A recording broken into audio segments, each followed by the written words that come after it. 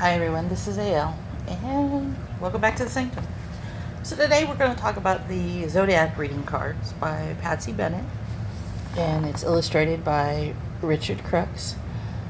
So you may remember I did the astrology reading cards a while back, and I wanted to show you these cards, which I also bought at the same time. And the reason why I wanted to do that was because of the fact that these cards are a little bit different, but they work in conjunction with one another. So first off, I wanted to let you know, Rockpool does this set, which means we get the awesome magnetic cover with the book. So it's definitely one of those you can keep forever. So I'm going to put that down there a little bit. And the book is awesome. Now, I'm going to show you a little bit about the book. The book has full page colors, and each of the signs are there. So it's like Sun in Capricorn, Moon in Virgo, and these pictures are awesome. They're digitally rendered, but the way that they're done so is amazing because it makes you think. An eclipse in Aries. So one of the things, and I'm going to show you a couple of the pictures. I'm going to set these out for a little bit while I read you a little bit what the book says about itself. Because they also give you like little keywords at the bottom. Now, one of the things about how to use the cards is that there's 12 sun cards, 12 moon cards, 12 eclipse cards. So what they do is they tell you how to use the cards. They say when consulting the cards, ensure you are somewhat quiet so that you can focus on matters at hand. These cards are oracles, so creating an atmosphere of understanding and peace wherever possible. So when you read the cards, consider both their individual meanings and their sequence. For if you get a positive card surrounded by cards you feel are challenging, see the outcome as being a positive one, which may involve a challenge on the way, but one that you'll overcome. When you read individual cards, keep an eye on the bigger picture too, as this will have a meaning over and above the messages of the individual cards. So if you pick 3 cards and they're all earth signs, then the spread provides an additionally strong message to be practical, methodical, and reasonable. If they're all fire signs, like Aries, Leo, and Sagittarius, an additional meaning in the reading is to take action, be more proactive and outgoing. If the cards are all predominantly or all in a water sign, like Cancer, Scorpio, or Pisces, the meaning is that you're to use your intuition more, that you to go with the flow. And if the cards are predominantly air signs, Gemini, Libra, and Aquarius, the additional meaning is that you to use your power of reasoning and intellect more. So they go into the different approaches to life, and they note that the sun cards may, in addition to their meaning in the book, refer to someone that the sun sign is. So if it says Sun in Taurus, a card appears in your spread, it could be meaning someone who you know whose sun sign is a Taurus or predominantly has Taurus in their chart. So it's interesting. Now they talk about a 3-card spread, they talk about the Celtic Cross spread. So they actually give you some spreads and things like that, and they give you a sample reading. Now, one of the things that I liked about this book is because I was using it in conjunction as I'm learning about astrology. And one of the things that me and Silver talk about a lot, because Silver is basically at this point, she is my guardian angel of astrology until I take Benabel's course, and then she's still going to be my guardian angel of astrology because I'll be like, what does Benabel mean?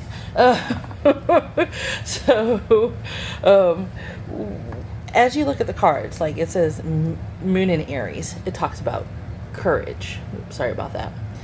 It talks about, I'm getting used to my new tripod, by the way, guys. So sorry about this.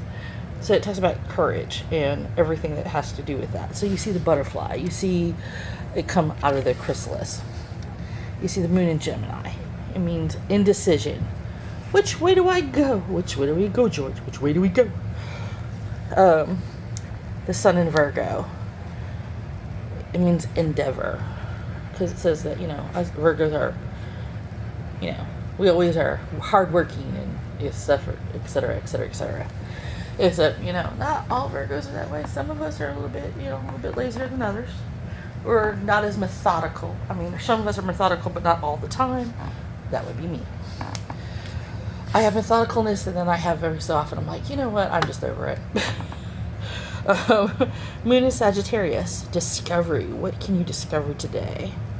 And notice that in the corners, there are always going to be the symbols of each sign.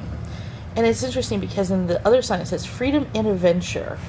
So you get 2 actual information points, which I think is the absolute epitome of helpfulness. I love cards that not only that you can look at the book, but once you've read the book a few times and you get familiar with the meanings and the overall scope, that you can have the basic keywords to go, dink, this reminds you of what this is. Dink, this reminds you of what that is. So it's helpful to sit there and do that. So what I'm going to do, since I have 3 cards and I've shuffled this deck God knows how many times, we're going to actually push a few over, push this, so I don't actually know what the heck's going on. We're going to, and by the way, look at these backs. Look at the back of the card. Oh, I love the backs. Again, purple with blue. For those of you who know me, this this text said, "Hi, I'm Frail. Welcome."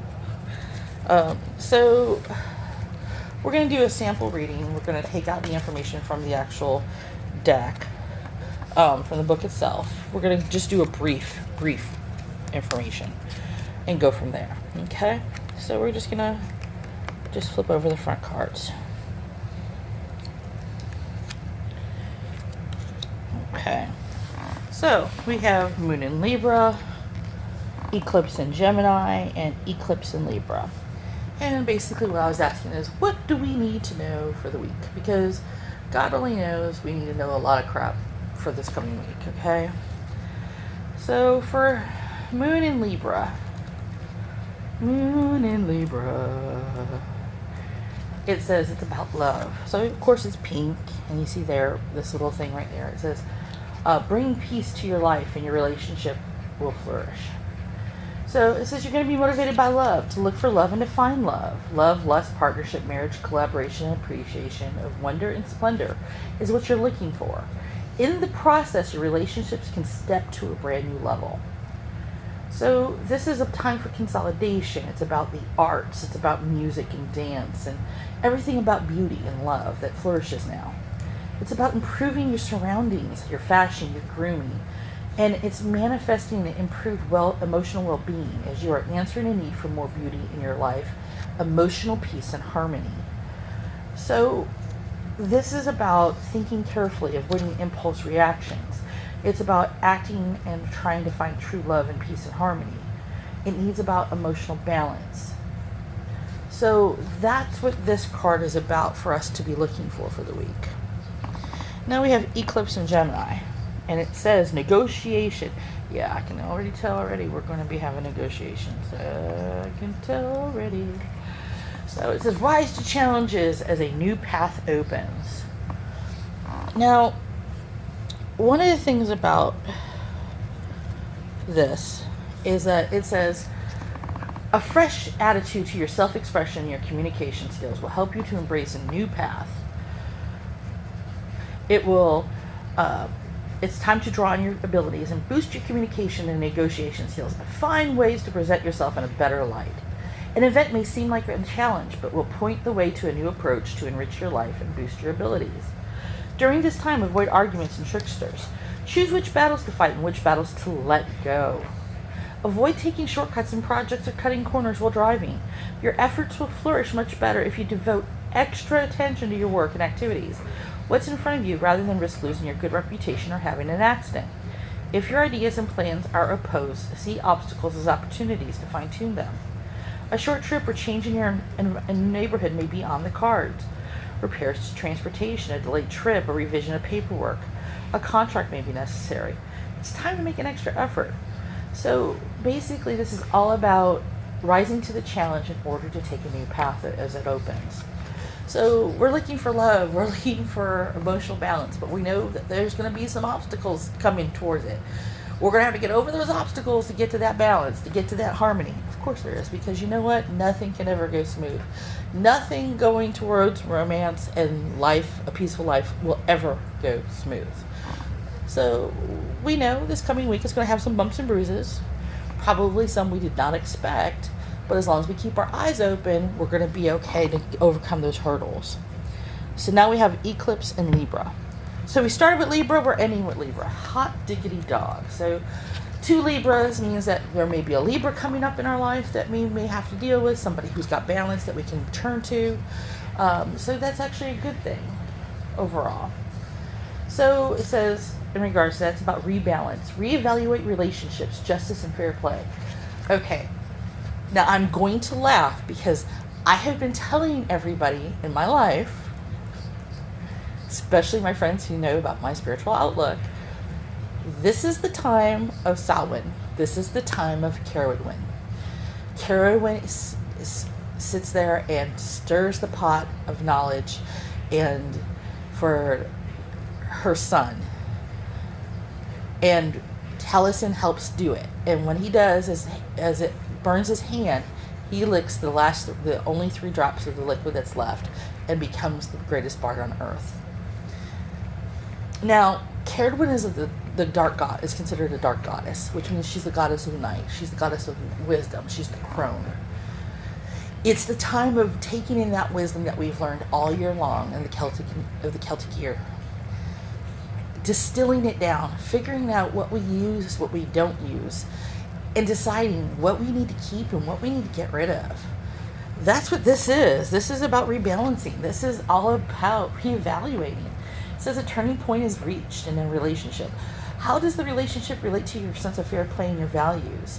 An agreement will benefit from careful thought and a decisive action. A resolution may not come about peacefully or in the way you would prefer. A tumultuous time or an introspective phase will promote a fresh approach to the people you associate with. You may feel that the apple cart is overturned as a result. Rest assured, a new order or structure will come out of disorder. So it says you will look for balance and fairness in the workplace and at home. A period of adjustment may be necessary. A fresh relationship phase in which fairness is the underpinning quality will gradually grow. Devote some of each day to relaxation, stress relief, beauty, and love. Surround yourself with music, art, and flowers. You may wish to indulge in more romance, film, or fiction. Treat yourself to a new outfit or relaxing health treatment. Ask that beauty and love enter your life. Oops, sorry about that, guys. Let me see for a minute. Let's see who that is. Sorry about that. It says, legal matters may reach a crescendo in relation to an agreement or contract. A mediator or go-between may be necessary to reach a mutually acceptable arrangement. It says, don't be afraid to make changes. Your actions do have consequences, but if your intention is to create peace in your life and that of others, your efforts will produce the results you want. But you may need to make a tough call in the process. So it's that time of year. It's time to make peace. It's time to step forward. It's time to do what we need to do to get ourselves some happiness. So yeah, it's that whole life, liberty, pursuit of happiness, make peace, not war. We got some moons, we got eclipses. I love these cards. The fun about these cards, honestly, truthfully, is not just the pictures, which, by the way, the pictures are awesome. It's also the fact that, for me, what I find out is the fact that as I look at the pictures and I take them in order, where are they? There. I'm discovering that even the pictures themselves tell me so much about the heart of the card. Ooh, I'm starting to sound like Yu-Gi-Oh! The heart of the cards. So yeah, I would recommend these cards. They're not for it's not for early beginners in the sense of you can just pick up this deck and go. You do have to do some reading. You do have to do some basic knowledge. Do you need to know astrology to do these cards? Oh, no. But if you know some astrology, it helps out. I'm not going to lie. I blame her for that. That would be Silver. She gets full blame. But at the same time, it does help. I mean, it is something that when you just pick a card for the day and use it as a meditation device, hey, how's my day going to go? Boom, and pick a card. Oh, it's going to be a moon in Sagittarius. Boom, it's going to be a sun in Libra. you get a better idea of how you can perceive your day, how you can actually feel towards that day in question. Or in this case, we have the 3 days, so take the whole idea of the Sagittarius and the 2 eclipses, and think of it as eclipses being a chance for change, a chance for turning over a new leaf, giving yourself a way to, as a friend of mine goes, a way to get witchy. Which is funny because it's like an ongoing joke in our group. Because I'm probably the only non-Wiccan, well, one of the only, of people I know, out of our little pagan group. And then out of the group in general, of people that I hang out with the most, I'm probably one of the most paganistic ones. But it's because of the way I was taught. I was taught that there's more things in this world that we actually don't understand than we do. And until we do, we look to the stars. We look to Earth. We look to the devas and the spirits here.